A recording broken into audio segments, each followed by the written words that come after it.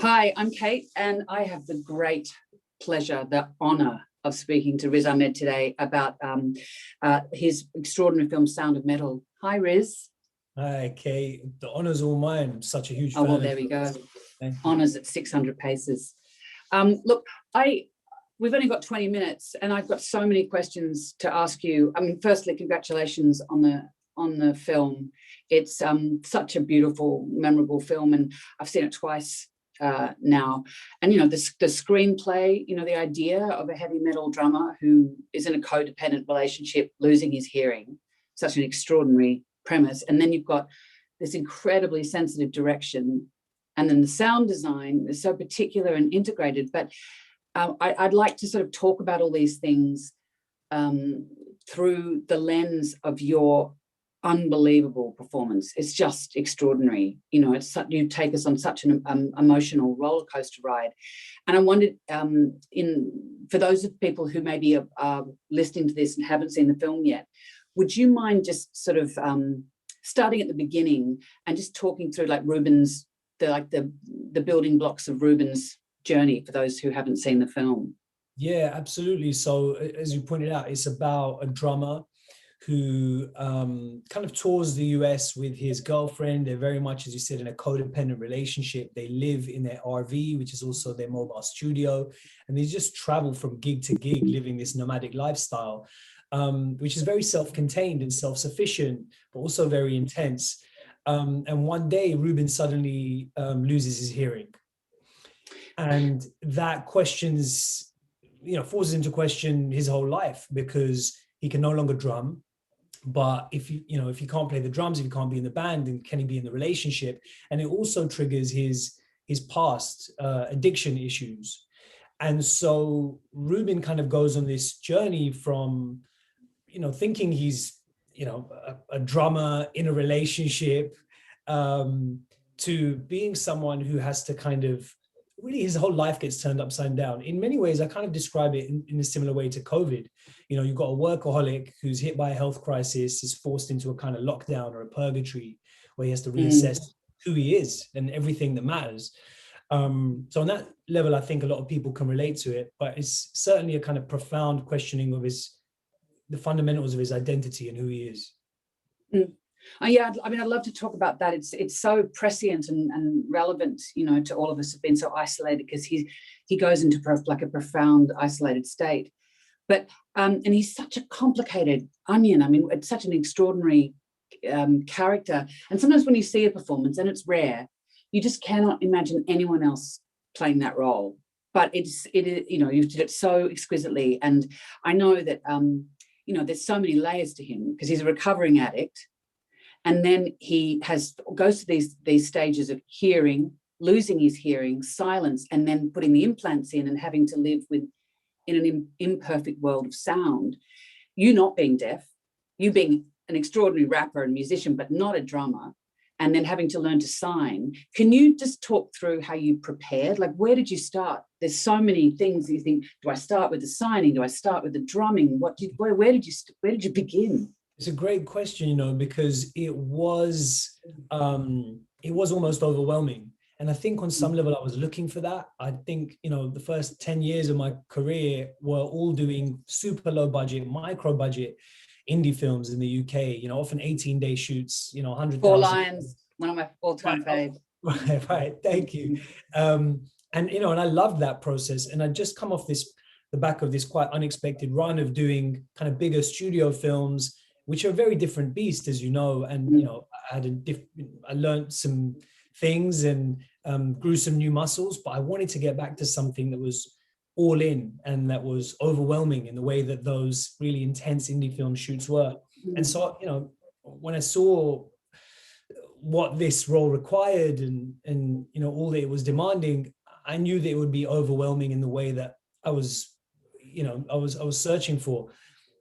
And I have to say, it feels like a blur, but when I kind of step back and look at it, it was doing everything at the same time, essentially. It was learning the drums every day with my drum teacher, Guy Licata, for 2.5 hours, then doing sign language with Jeremy Lee Stone, my sign instructor, who became a very close friend and, helped immerse me in the deaf community in New York. doing that for a couple of hours every day. Of course, working on the script, working with my acting coach, and also working with my physical trainer, who was also hard of hearing, Leighton. So it was a kind of, 8 to 10 hours of kind of scheduled prep every day, 6 days a week for 7.5 months. And that was overwhelming, but I kind of feel like that's where interesting things happen, when you're forced to just kind of jump into a process and you can't really control it. You have to almost surrender to it. You have to just trust the process. That's when interesting things happen. And so that's kind of, the way that we prepared, and also the way that we shot the film. There was it was about surrendering to the process there as well, because we didn't have a lot of time. We were shooting on film. We were shooting in sequence. It was almost about, okay, we've done, all this months. You shot in sequence. Yeah. And that was, to the credit of the producers and Darius, our director, because it's such a gift. It means that you can live through the experience. And I think it just brings an added layer of authenticity. So all those goodbye scenes that were heartbreaking in the script, they're heartbreaking for us as actors, because we are saying goodbye as actors. We won't see each other again. When I say goodbye to Paul, it's the last time I'll probably be using American Sign Language after using it every day for 8 months. And so, yeah, there was a lot of preparation, but also a lot of surrender to the overwhelming nature of it that was necessary. You mentioned that scene. It's one of the most powerful scenes in the movie, when Paul Raci, another extraordinary performance. All the performances in this are just remarkable. But when he himself, coming from deaf parents, that both of your experiences seemed so lived. You'd obviously all that preparation. Like, no one wants to see an actor's homework. The work was so integrated. I don't know how else to put it in your performance, but also when Ruben has to leave, when Paul's character, who's leading the group, asks him to leave, that moment of shock. I mean, you obviously as an actor knew that that's what the scene was about. You're not doing a Ken Loach film where you find out in the moment, but I find as an actor, surprise is one of the hardest things to register. And it's just like surprise after surprise after surprise for Ruben. And each of them is rendered so differently. And so I just wanted to go back a little bit to that scene, and then afterwards, because he's cast adrift from the community. Obviously, he's a recovering addict as well. So were there any scenes like that? For me as an audience, that was one of those turning point scenes. Were there any things that really surprised you in the shooting? Anything that you were truly ambushed by, both as an actor but as a human being? I mean, those two things shouldn't be mutually exclusive. Yeah, it's such a brilliant question. There's so much to say about that scene, but also the larger question you're asking, which is, there was, as I said, in this role, just that it was more preparation than I've ever done for anything. In some ways, I hope it's more preparation than I ever have to do again for anything. It was so intense and so kind of arduous for such a long period of time. But there was, we weren't preparing the scenes. We weren't preparing the performance. We weren't preparing where we would go emotionally. We were preparing to live inside these characters. So that, for example, both American Sign Language and learning the drums, they're kinds of nonverbal communication. And as you pointed out, I'm a rapper, spoken word artist. Words are a crutch for me. And so having those taken away, being forced to communicate nonverbally, really opened me up as an actor in a different way, really put me in my body in a way that Ruben would live in his body, as someone who communicates with his limbs on the drums rather than with his mouth. And so there was that kind of preparation, but we never rehearsed the scenes. We didn't rehearse or even map out what the emotional arc of the scene or of the whole journey would be. And so even though there was this preparation of living in the characters and learning these technical skills, it was a kind of an ideal process in that there was genuine spontaneity on screen. And just on to that point, I guess I want to say that, as I'm kind of geeking out with another actor, I kind of tried to bring a new process to this performance, to this project. Coming from the British tradition, which is a strong theatre tradition, there can be a lot of kind of text-based analytical work. And I would often lean heavily on kind of preparing the text and research. And, you know, there was a lot of research in this, but it was immersive research. It was about just hanging out in the deaf community, hanging out in the punk metal scene, playing the drums, signing, rather than intellectual, analytical work. And it just meant that I kind of feel like I was in my body in a very different way, in a way that was really liberating for me as an actor. And it meant that, you know, my body could be surprised by the moment and by the scene, rather than having things planned or mapped out. Sounds like an obvious thing to say, that you shouldn't map things out, but so often as actors, without even realizing it, we're sneakily doing that. You know, we give ourselves that safety blanket, and in a way, you know, preparing everything else other than the scenes, other than, you know, what was happening emotionally, I think gave us all the confidence and the freedom to be truly surprised emotionally. It's interesting you talk about sort of being inside your body and how physical the preparation was. I mean, obviously the drumming, and that was all done live in front of an audience. Yeah, that right? was Which genuine. must have been really. But because the character is so on the move and so physical, and so what was heartbreaking about the performance is it, and what's so human about the way you realized him and his experience is that he's always hoping the door's going to open, the next door's going to. There's so much optimism. He, you know, but then until finally he has to he reaches this point of acceptance. And so for a physical character like that, who's throwing himself into the world constantly, what happens to him is actually wordless, and it's a very interior performance, and it's often really difficult to calibrate both those things. That's why what you've done is so remarkable. And then spoiler alert, I'm going to talk about the final moment, so you can just turn the sound down if you don't want to listen to it. There's a moment at the very end of the film when he hears the clock bell, and he hears it all broken, and that sounds extraordinary. I'd love to talk to Darius about that too. But he takes it off and he's in silence, and something happens to Ruben, to you as an actor. You invite us into this profound interior, subtle, energetic shift. It's like for someone who has been living such an interior journey, he suddenly is incredibly still. And I wonder, I don't know whether you even want to answer this question, because sometimes it spoils things for an audience, but I was wondering what's going through his mind at that moment. I was watching this far away from the screen. It was really magnetic. You know, it's hard often to put these things into words, but I think, you know, talking about process a little bit, and how my process on this project was kind of different to often what it can be. Something that I was playing around with a lot, something that I was doing a lot on set, which I'd never done before, was meditate. You know, I kind of started bringing meditation into my work and into my process, because it's the act of letting go. It's the act of kind of letting things happen rather than trying to control things. And I think, and I don't know if you ever experienced this, but often the lessons you have to learn as Cate or as Riz or as an actor really mirror the lessons that the character is actually learning. And I think sometimes they're a gift.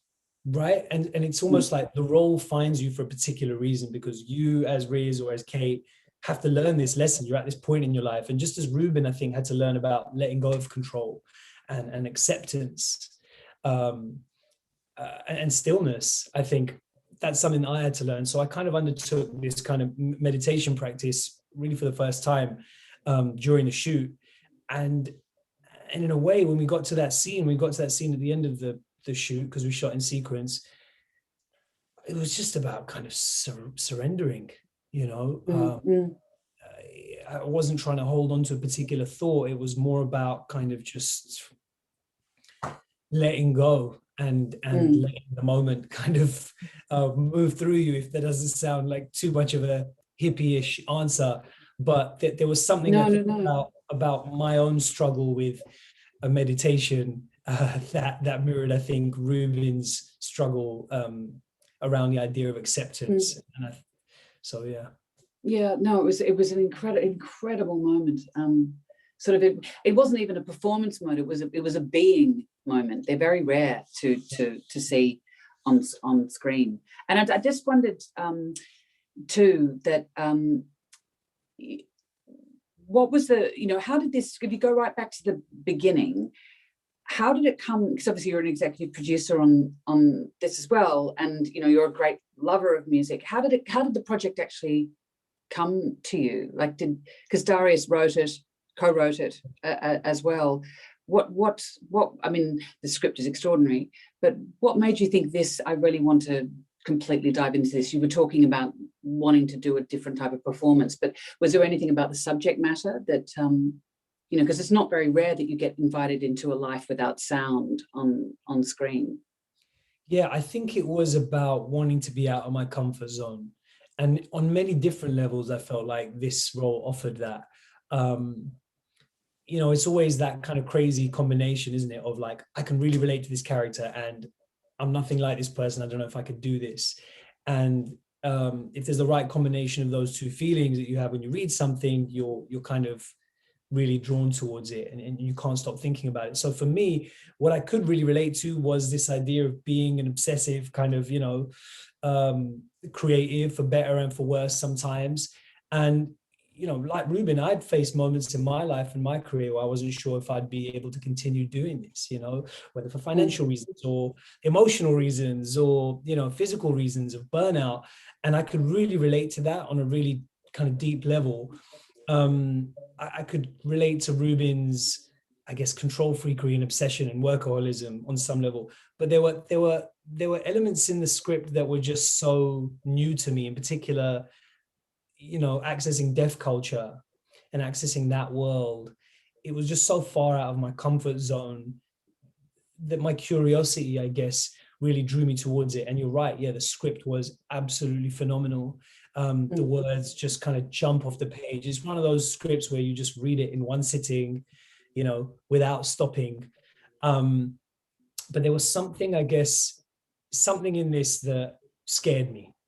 Essentially, there was something about this that was like, I mean, my first meeting with Darius, he said, listen, whoever's going to play this has to really play the drums. And we're going to do it. Every time you're playing the drums on screen, you're really going to be playing the drums. And it'll be in front of a real audience. I love music too much to fake it. It was just terrifying. And I guess I just wanted to kind of lean into that discomfort, lean into that fear in a way that's kind of what I'm often drawn to, is this perverse feeling of, I don't know if I can do this. And that's often what I'm kind of drawn towards in a weird kind of masochistic way. So it was a kind of curiosity of the unknown. It was the allure of the impossible in some way. Yeah, it's so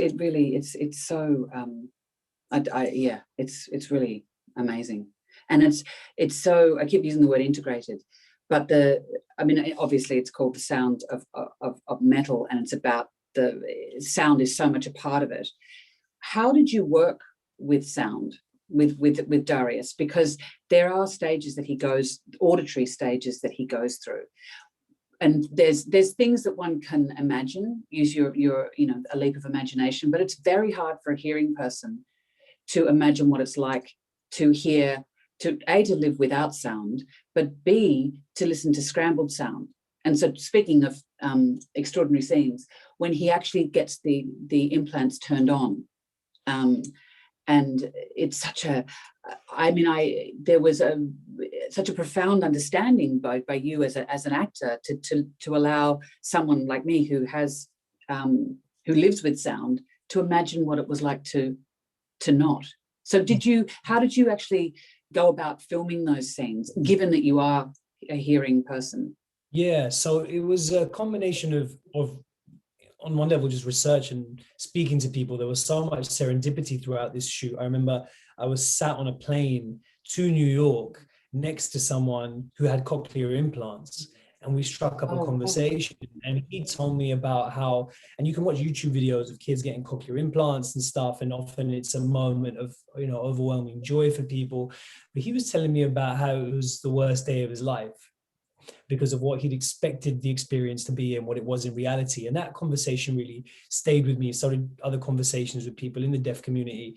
But what we tried to do to try and respect on a sensory level, what that experience would be is use audio blockers. So these, we took these hearing aids and flipped them onto a white noise setting, and had them specially molded and put them deep into my ear canal so that I couldn't hear anything. I couldn't hear the sound even of my own voice.